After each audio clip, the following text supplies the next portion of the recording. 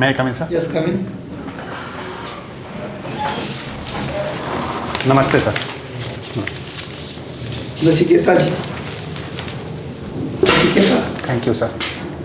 नचिकेता यम संवाद सुना हाँ है? सर, हाँ सर। किस उपनिषद से लिया गया है? सर ये कठोपनिषद में है। कौन था नचिकेता? नचिकेता ऋषि थे जो कि यमराज ऋषि थे नचिकेता? बालक थे, लेकिन बाद में ऋषि भी बन गए, क्योंकि ज्ञानी आदमी को ऋषि बोला जाता है। अच्छा, किसके पुत्र थे? ब्राश्रवा के पुत्र थे सर। अच्छा, नचिकेता यम संवाद। अच्छा, मंडूकोपनिषद से क्या लिया गया है? सर सत्यमेव जयते। सत्यमेव जयते लिया गया है। हाँ सर। कितने उपनिषद हैं? सर एग्जैक्टली नंबर मुझे याद नहीं है। अच्छा, 108 है ना?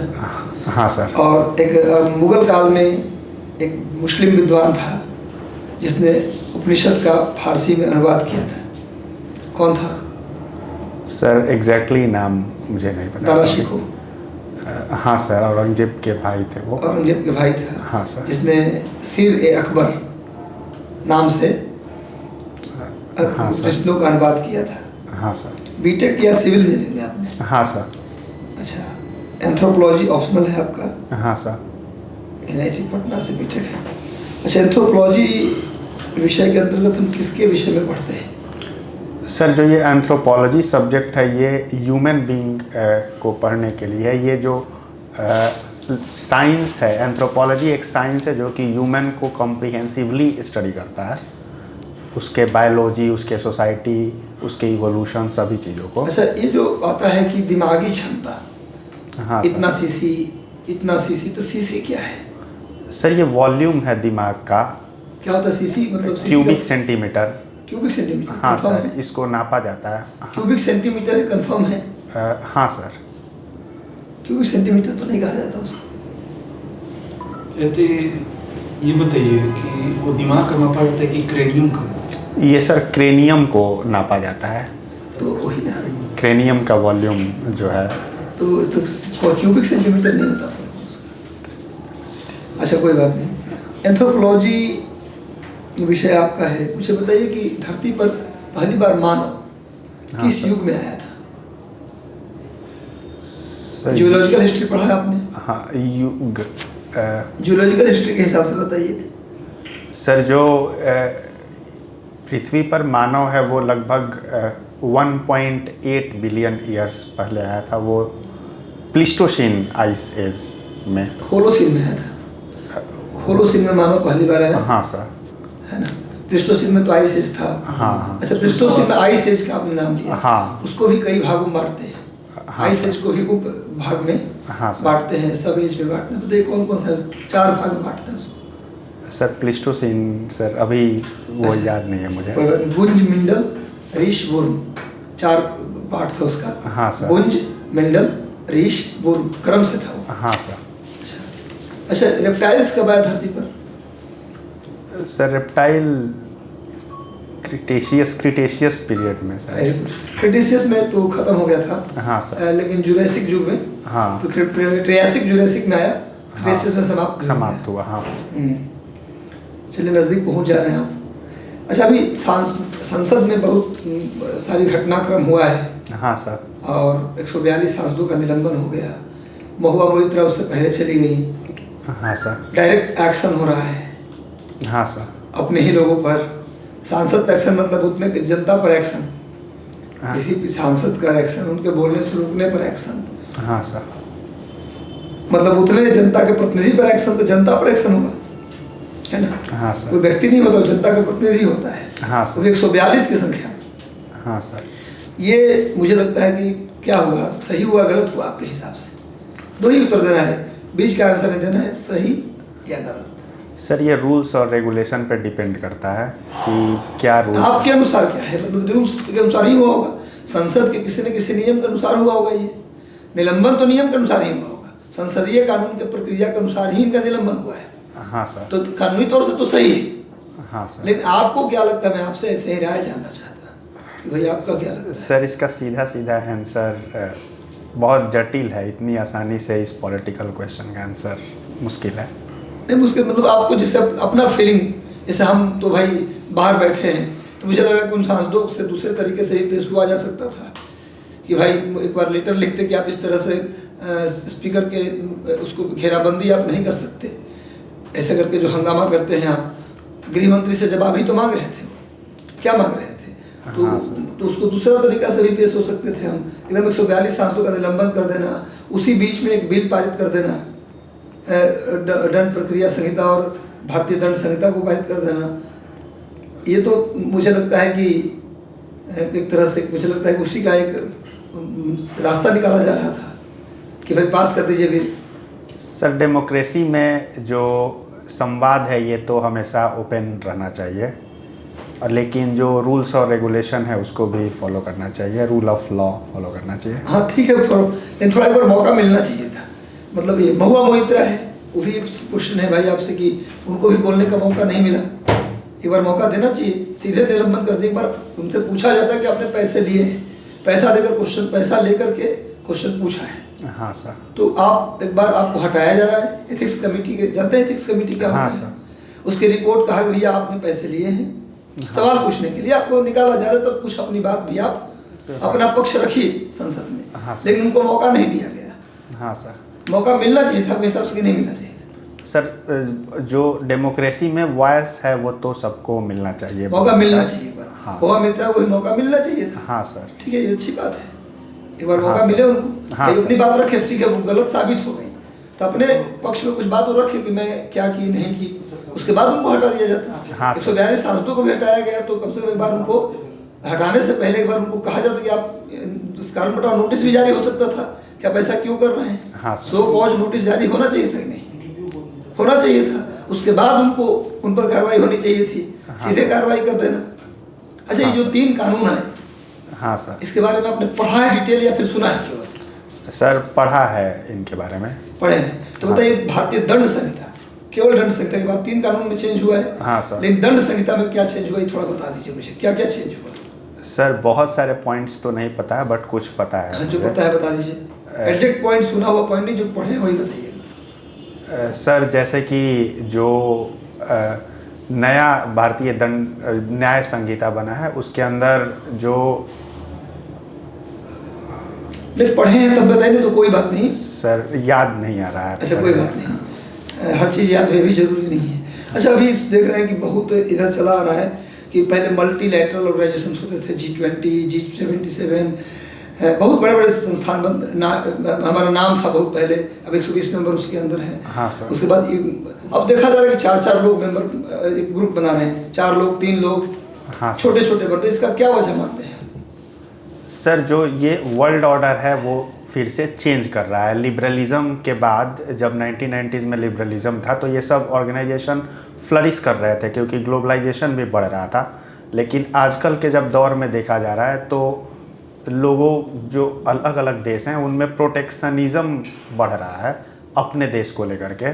सब लोग अपना फ़ायदा देख रहे हैं और फेलियर है जो ये बड़े ऑर्गेनाइजेशन है, इसमें डिसीज़न नहीं लिया जा रहा है, उतना लेने में उतना सक्षम नहीं हो पा रहे हैं वो लोग। छोटे ऑर्गेनाइजेशन। हाँ, तो अपना काम मतलब अच्छे से सॉफ्टली करने के लिए। अच्छा, अभी कुश्ती संघ चर्चा में है, सुना है? हाँ सर। तो उसमें अभी हाल ही में किनका चुनाव हुआ था? तो कुश्ती संघ को भंग किया गया है, तो चुनाव किनका हुआ था? अभी हाल ही में एक व्यक्ति हैं जो ब्रिजभूषण शरण सिंह के बाद चुने गए थे। आरोप ये लग रहा था कि वो व्यक्ति उन्हीं के हैं, उनको चुनाव जिताने में मदद भी उन्होंने की है। और फिर एक स्टेटमेंट भी दिया कि दबदबा था और दबदबा रहेगा। इसी वजह से मोदी जी ने एक्शन में आकर के खेल मंत्रालय से कहा कि इसको भंग किया जाए। हाँ। भंग कर दिया गया। कौन व्यक्ति जिनका चुनाव हुआ था? सर नाम पंकज सिंह, उनका नाम मुझे कंफर्म नहीं है मतलब। अच्छा, लेकिन इसको देख लेना है पर। हाँ है ना, करेक्ट में है? हाँ सर, मैंने पढ़ा है इसको इसको। देख ही लेना है इसको। हाँ। नाम को। अच्छा, अभी देखे कि संसद में स्प्रे लेकर के घुस गया कुछ लोग। हाँ सर। उसमें किसकी चूक मानते हैं आप? सर इसमें तो संसद का जो सिक्योरिटी है इसमें चूक है, क्योंकि इस तरह और वो का जो सांसद थे, कौन थे सांसद जिन्होंने परमिशन दिया थे इन लोगों को अपना पास दी? किसी सांसद ने पास दिया था। हाँ सर। शायद वो बीजेपी के ही सांसद थे। हाँ सर। कहाँ के सांसद थे और कौन थे वो? सॉरी सर, नाम मुझे कहाँ के सांसद थे? ये भी पता नहीं है मुझे। अच्छा कोई बात नहीं। अभी गणतंत्र दिवस पे कौन आ रहे हैं? सर फ्रांस के president Emmanuel Macron. Emmanuel Macron आ रहे हैं। हाँ सर। अच्छा, और अभी कौन आने वाले थे पहले? सर पहले यूएस के प्रेसिडेंट जो बाइडेन। क्यों नहीं आए वो आते सर- तो ज़्यादा अच्छा रहता। वो कुछ अपना कारण है उनका क्या है? कि वो अपने देश में कुछ बिजी हैं ऐसा करके। कुछ सुनने में आ रहा है पन्नू को लेकर कुछ है, कुछ कनाडा की तरफ झुकाव उनका ज़्यादा हो गया है। सर अब इसके बारे में अच्छा, कोई बात नहीं। अभी पोस्ट प्रेफरेंस क्या रखे हैं? सर पहले डीएसपी, फिर सब रजिस्ट्रार, और फिर स्टैक, और फिर बीएस। अच्छा, डीएसपी रखा आपने। हाँ सर। तो डीएसपी बनने के बाद 3 काम बताइए। पहला, जो तुम जाते ही तो लग रहा है कि बन जाएंगे डीएसपी, क्योंकि पहला चॉइस है तो आपका मन भी होगा डीएसपी बनने का। हाँ सर। तो एकदम जाते ही नहीं बताइए मन में कि जाएंगे तो ये वाला परिवर्तन हम करेंगे, क्या करेंगे? 2 काम बताइए, कम से कम 2 बता दीजिए, एकदम जाते ही आप करेंगे ये काम। सर ऐसा कुछ जाते ही करने का मतलब ट्रेनिंग कंप्लीट हो जाएगी, जब आपको मिल जाएगा शुरुआत में तो आपको इंस्पेक्टर का पद मिलेगा, मतलब डीएसपी रहेंगे। हाँ। तो थाना इंचार्ज का जो पद है आपको मिलेगा, एसएचओ का पद मिलेगा। हाँ सर। तो उस थाने में आप क्या ऐसा देखते हैं जो नहीं हो पा रहा था, आप जाते ही उसको करेंगे? सर 2-3 फील्ड मेरे नज़र में है, जैसे कि वीमेन प्रोटेक्शन को लेकर के मैं उसमें काम करूँगा ताकि उनकी सुरक्षा की जा सके। एक ये हो, दूसरा और चाइल्ड ट्रैफिकिंग और ड्रग्स, इस टाइप के केसेस को भी मैं ध्यान दूंगा कि अच्छा, एक कंडीशन देते हैं आप। हाँ सर। महिला कंडीशन नहीं है, मतलब एक सवाल आपसे है कि महिलाओं के खिलाफ जो यौन अपराध होते हैं, हाँ सर। जनरली उसको माता पिता दर्ज नहीं कराना चाहते, खासकर उन लड़कियों का जो जिनका विवाह नहीं हुआ है। हाँ सर। इस वजह से कि बदनामी होगी, शादी विवाह में दिक्कत होगा, छोड़िए मामला को दबा देते हैं। हाँ सर। तो ये लोग जानते हैं कंप्लेन करना चाहिए, जागरूक भी हैं, हाँ सर। लेकिन नहीं लाते इस डर से कि क्या लोग, समाज क्या कहेगा, फैल जाएगा नाम, विवाह करने में दिक्कत होगी। क्या करेंगे आप जिससे उनका वो डर खत्म हो जाए, वो अपना कंप्लेन लाए वहाँ? सर इसमें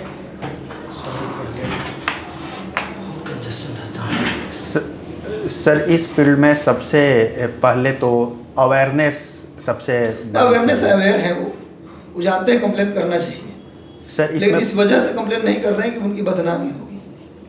तो हाँ। आप क्या करेंगे जिससे कि उनका बदनामी भी ना हो, वो कंप्लेन लेकर के आए?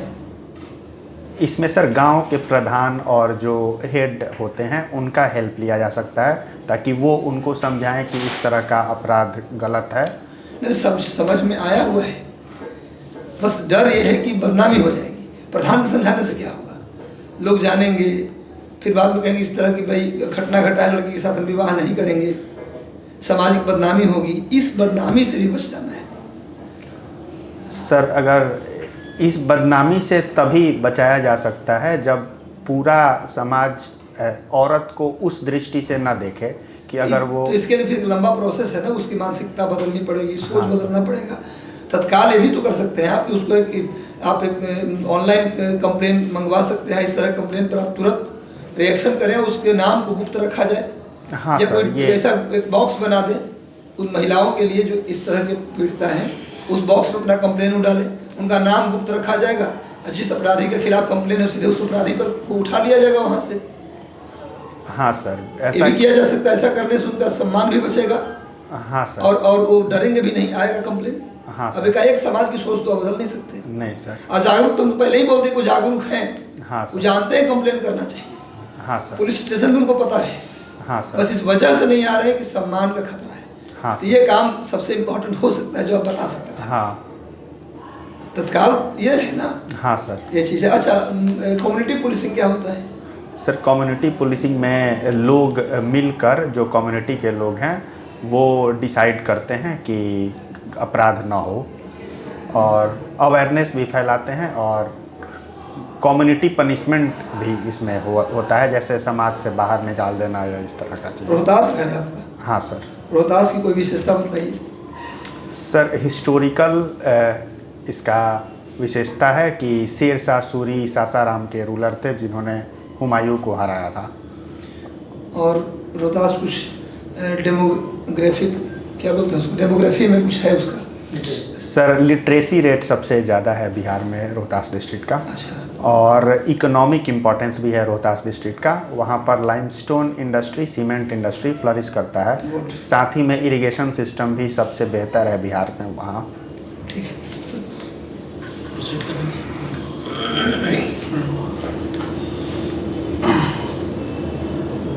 नचिकेता जी, ये बताइए कि नचिकेत मोर कमेटी किस लिए गठित हुई थी? सर ये बैंकिंग रिफॉर्म्स से रिलेटेड है।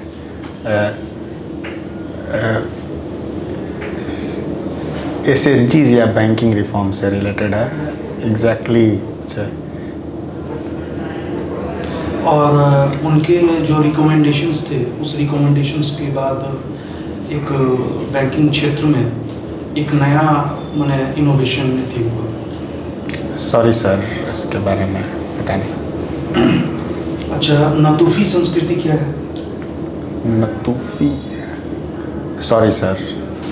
अच्छा, ये जैन गुडयाल का जो है प्राइमेट व्यवहार को समझने में क्या योगदान है? कौन? Sorry sir.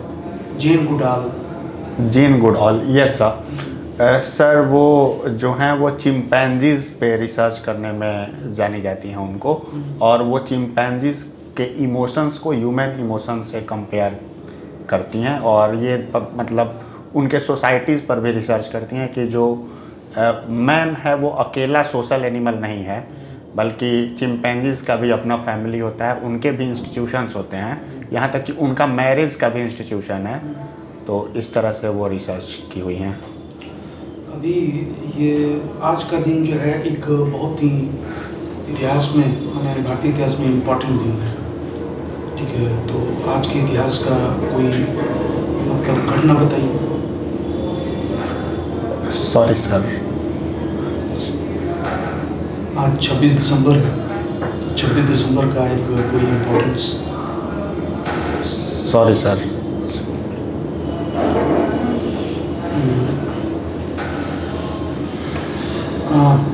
प्रजातिवाद और सूजनन विज्ञान यानी रेसिज्म और यूजेनिक्स क्या अंतर है? सर यूजेनिक्स जो फील्ड है वो साइंस एंड टेक का यूज़ करके, जेनेटिक्स का यूज़ करके रेस को बेहतर बनाने में यूज़ किया जा सकता है। रेस को ही नहीं, मतलब हमारे बॉडी को बेहतर बनाने में जो हमारे जेनरेशन्स होंगे यूज़ किया जाता है। लेकिन रेसिज्म जो है वो एक सोशल कॉन्सेप्ट है, इसमें डिस्क्रिमिनेशन होता है रेशियल कैरेक्टरिस्टिक्स के आधार पे, हमारे कलर, हमारे हेयर का कलर, आँखों का कलर, इन सब की वजह से। तो ये डिवाइड क्रिएट करता है, जबकि यूजेनिक्स बेटर हेल्थ बेनिफिट दे सकता है उसका यूज़ करके। अच्छा, ब्लॉन्ड किसे कहा जाता है? ब्लॉन्ड सर वो हेयर कलर है ब्लॉन्ड रेस में। मैंने हेयर कलर में किस तरह का? ग्रे कलर शायद, और प्लेन जिसका हेयर होता है उसको। और उसकी एक और विशेषता बताइए। Sorry sir. उनकी नीली आंखें होती हैं। Blonde, yes sir, Nordics, German नोरेती। Yes sir. मानव व्यवहारवाद, ठीक है, और सांस्कृतिक सापेक्षवाद, इसको इतनी कीजिए। Sir Hindi. Human behaviourism. Human behaviours and ये कल्चरल उसको अकॉम्प्लिशमेंट बोलते हैं, उसके बारे में बताइए। Human behaviour and cultural accomplishment के बारे में। सॉरी समझ नहीं पा रहा क्वेश्चन। या कल्चरल रिलेटिविटी। कल्चरल रिलेटिविज्म, हाँ, सर ये कॉन्सेप्ट फ्रांस बोस का दिया हुआ है। फ्रांस बोस जिन्होंने ये बताया है कि कोई भी कल्चर सुपीरियर या इन्फीरियर नहीं होता, बल्कि इनसाइड पर्सपेक्टिव से उसको देखना चाहिए, उसके अंदर कि वो कैसा है। और ये इथनोसेंट्रिज्म जो कॉन्सेप्ट है उसके खिलाफ उन्होंने दिया था। और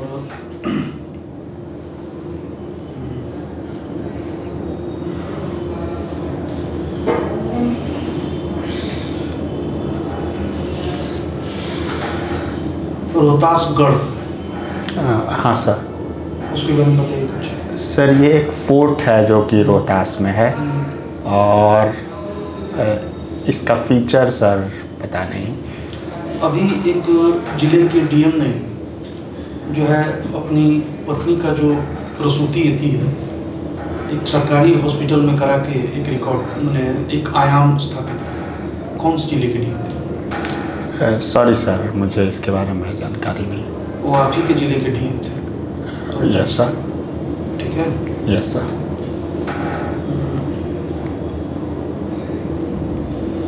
दुर्गावती परियोजना के बारे में बताइए।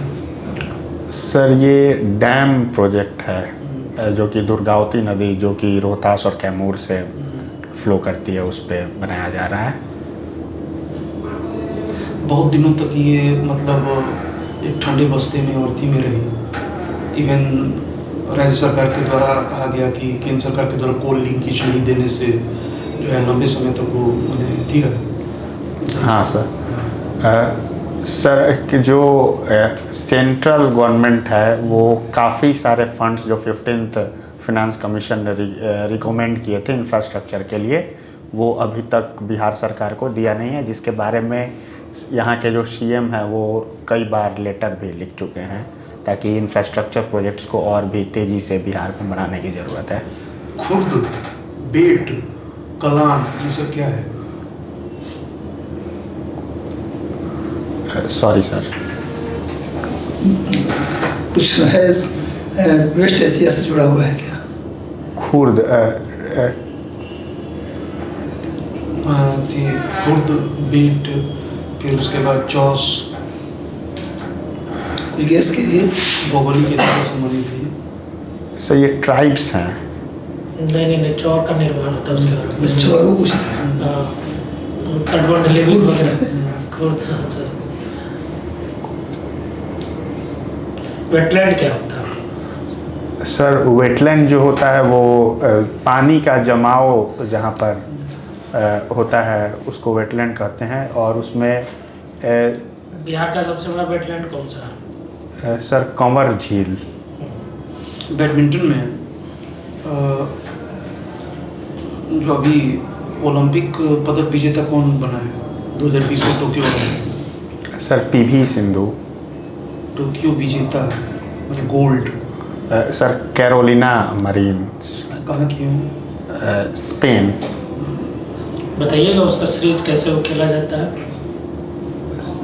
ऑस्ट्रेलियन ओपन, विंबलडन, जो 4 विंबलडन होता है ना, वो टेनिस में। टेनिस। हाँ, उसका क्या सीरीज होता है बताइएगा। कब से कैसे? बैडमिंटन में कौन सा? बैडमिंटन में नहीं होता। ग्रैंड स्लैम का क्रम पूछ रहे हैं सर। क्रम क्या है? पहले कौन होता है, उसके बाद कौन होता है? जनवरी फरवरी में? Sorry sir, tennis. आपका नाम क्या है? नचिकेत। हाँ सर। नचिकेत बड़ा हिस्टोरिकल नाम है, बताइए इसके बारे में कुछ। सर ये जो है वो उपनिषद से लिया गया है, कठोपनिषद से, हाँ। जिसमें कि यमराज और नचिकेता का संवाद दिया गया है। क्या था संवाद उनका? सर ये संवाद मृत्यु के रहस्य के बारे में था। कुछ सार के रूप में बताएं, ज़्यादा डिटेल्स नहीं, बस एक लाइन में उसको डिफाइन करें। सर मृत्यु के बाद क्या होती है, कैसे कर्म काम करते हैं, इस बारे में था वो। अच्छा, कि कर्म के हिसाब से। किसको समझा रहा था? नचिकेत को यम समझा रहा था। हाँ सर। अच्छा, मनुष्य की उत्पत्ति कब हुई? सर लगभग 1.8 बिलियन ईयर्स एगो। कौन हुए सबसे मानव जो आए, सबसे पहला मानव कौन थे? सर ऑस्ट्रेलोपिथेकस स्टार्ट हुए थे अफ्रीका से। अफ्रीका से? हाँ सर। ठीक है, उसके बाद फिर होमो। उसका एवोल्यूशन बताइए, मानव का एवोल्यूशन बताइए। सर पहले ऑस्ट्रेलोपिथेकस थे, उसके बाद में होमो इरेक्टस आए, उसके बाद 2 बट गया, जिसमें एक होमो निएंडरथल चले गए और दूसरा होमो सेपियंस। ठीक है, आगे बढ़िए। रामापिथेकस कब थे? रामापिथेकस सर बहुत पीछे था वो। बहुत पीछे था? हाँ सर। उससे भी पीछे था? निएंडरथल वगैरह से भी पीछे था? हाँ सर, उससे तो बहुत ज़्यादा पीछे, क्योंकि तो आपको मैं एवोल्यूशन पूछा हूँ ना, मानव का एवोल्यूशन बताइए सीरीज में। मानव की उत्पत्ति कैसे हुई?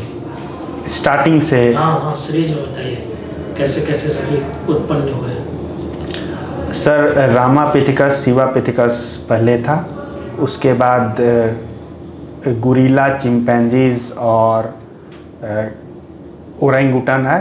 अच्छा, उसके बाद ऑस्ट्रेलो जो जीनस है वो स्टार्ट हो गया।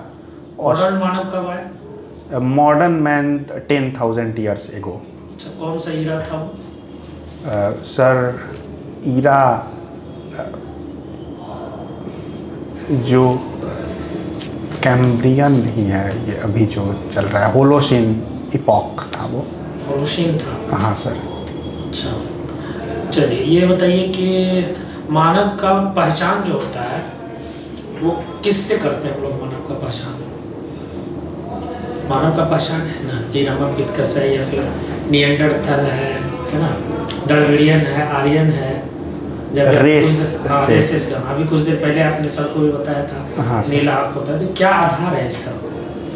सर जेनेटिक्स पर डिपेंड करता है अगर इसको हम डीप डाउन देखें तो, क्योंकि किसी का भी फिजिकल फीचर्स है वो उसके जेनेटिक फीचर पे काफ़ी डिपेंड करता है। मानव की पहचान के लिए बहुत सारे थॉथर ने अपना सिद्धांत बताया है, तो उसमें टेलर भी दिए हैं। टेलर के बारे में बता सकते हैं, टेलर का क्या सिद्धांत दिया हुआ है मानव?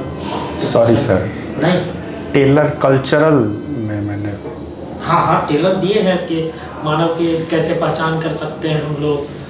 उसके चमड़े से पहचानेंगे, उसके आँख से खड़ी नाक होती है, कपाल होता है। सॉरी सर, टेलर का मैं। अच्छा, इस पर नहीं काम किया। अच्छा, एक और एकदम हल्का क्वेश्चन आपसे पूछते हैं कि हम इंडियन काले क्यों होते हैं और वेस्टर्न वाले जो लोग हैं यानी कि समशीतोष्ण क्षेत्र वाले वो गोरे क्यों होते हैं? सर ये फ्रांस वगैरह के गोरे क्यों होते हैं और हम लोग काले क्यों होते हैं? सर ये इन्वायरमेंट पर डिपेंड करता है, एडेप्टेशन जो अब तक चली आ रही है इवोल्यूशन से, तो अलग अलग रीज़न, जैसे रीजन में रहते हैं वैसा हमारा फिजिकल फीचर अडेप्ट हो जाता है। तो हम लोग ट्रॉपिकल रीजन में रहते हैं तो हम लोग का कलर इस तरह का है, जहाँ हमारा मेलानिन ज़्यादा फॉर्म होता है हमारे स्किन हाँ, पर। ये आपको बताना है कि मेलानिन के कारण से होता है। हाँ सर। क्योंकि ज्योग्राफिकल अकाउंट तो सब जगह पड़ता ही है। हाँ ठीक सर। है। भारत का स्टैंडर्ड हाइट क्या है, मेल का और फीमेल का? सॉरी सर, एग्जैक्ट नहीं पता है वो। एग्जैक्ट आपको पता नहीं? मैं का मतलब आप एंथ्रोपोलॉजी लिए हैं तो कम से कम ये बात तो आपको पता होना चाहिए कि आपका क्या हाइट है? 5'10". 5'10". तो स्टैंडर्ड हाइट से आप बिलो हैं या स्टैंडर्ड हाइट से? मैं सर अप हैं हूँ आप मैं। हैं, तो बताइए वो स्टैंडर्ड हाइट में क्या है? Sir exact figure sorry. Exact figure नहीं है आपको याद है।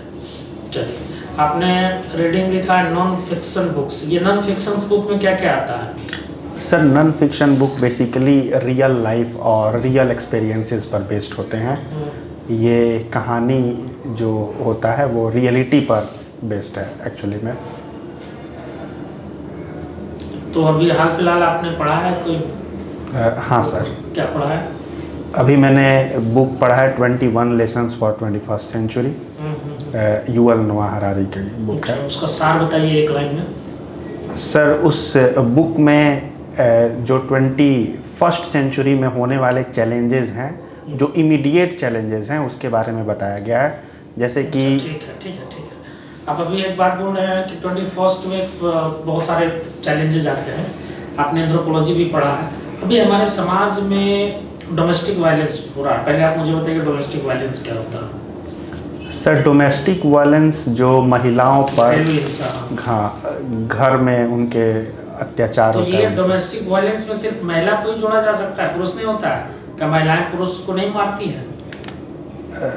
लेकिन सर इसका है नहीं, हमारा जो लॉज हैं वो जेंडर न्यूट्रल नहीं है, वो पुरुषों के प्रति नहीं है। अच्छा, उसमें जो तो आप एक बात विक्टिम, मुझे बताइए कि हम लोग इतने पढ़े लिखे लोग हैं, सभी लोग हैं, लेकिन आज के समय में ये देखने को मिलता है कि जो अच्छे पर्सनालिटीज़ हैं, बहुत सारे मोटिवेटर हैं, जैसे आपको अभिनव बिंद्रा को देखिए, अभी कुछ दिन पहले उसने अपनी पत्नी को बुरी तरह से पीटा, हाँ घर से बाहर भी कर दिया। तो आपको ऐसा नहीं लग रहा है कि हम एक हिंसात्मक समाज में जी रहे हैं? इसको कम करने के लिए या इस पे आप अपना क्या सुझाव दे सकते हैं, कुछ बताइए। सर जो NCRB का डेटा है वो दिखाता है कि इंडिया में डोमेस्टिक वायलेंस काफ़ी ज़्यादा है। तो इसके लिए तो बहुत सारा काम करना पड़ेगा, जो कि लीगल, इकोनॉमिक, सोशल सब तरह से स्टेप्स लेने पड़ेंगे। लीगल जो अभी रिसेंट आईपीसी आया है उसमें ऐसा माना गया है कि पहले जो था उसमें सिर्फ पुरुष महिलाओं पर अत्याचार करते थे तो डोमेस्टिक वायलेंस का केस आता था, बट अब महिला पर अत्याचार करती थी उसको भी इंक्लूड किया गया है, तो स्कोप बढ़ाया गया है उसका। तो लीगल इस तरह से होगा, प्लस में केसेज रजिस्टर करना सबसे आसान होना चाहिए, इंफ्रास्ट्रक्चर इसके लिए अच्छा होना चाहिए, और जो पुलिस इंटरेक्शन है ना उसको स्मूथ बनाना चाहिए पब्लिक के साथ। तो फिर आप क्या कर सकते हैं? ये तो ऑलरेडी सरकार कर रही है, आप अपना क्या थॉट उस पर देना चाहते हैं? जितना चीज़ आपने कहा वो ऑलरेडी पॉलिसीज बना हुआ, उसका इम्प्लीमेंटेशन हो रहा है। यदि आप अपने विचार से क्या दे सकते हैं, सरकार को आप क्या सुझाव भेज सकते हैं? यदि आपको मैंने SDM बना के भेज दिया, आपके सामने ऐसा समस्या आ गया कि कोई पढ़ा लिखा व्यक्ति या कोई आपका कलीग ऑफिसर्स है वो अपनी पत्नी को रोज पीटता है, डोमेस्टिक वायलेंस करता है, तो उसमें आप क्या एक्शन लेंगे? ऑन एक्शन तो आपने देख एक्शन ये बताया कि जो पॉलिसी है उसके आधार पर मैं उसको कंट्रीब्यूट करूंगा, ठीक है, उसमें योगदान देंगे। लेकिन एक ऐसा होता है कि आप अपना ओपिनियन सरकार को भेज सकते हैं, इतने सारे ऑब्जर्वेशन करने के बाद हम इस तरह के विचार देखे हैं या इसको सुधार किया जा सकता है, तो आप पॉलिसी में क्या सुधार करवाना चाहेंगे? सर पॉलिसी जो बना हुआ है इम्प्लीमेंटेशन भी इसका प्रॉब्लम है, तो मैं अपने हिसाब से इम्प्लीमेंटेशन तो आप करेंगे, उसका एजेंट आप बनेंगे तो इम्प्लीमेंटेशन तो करेंगे आप, बट उसमें और सुधार क्या करेंगे?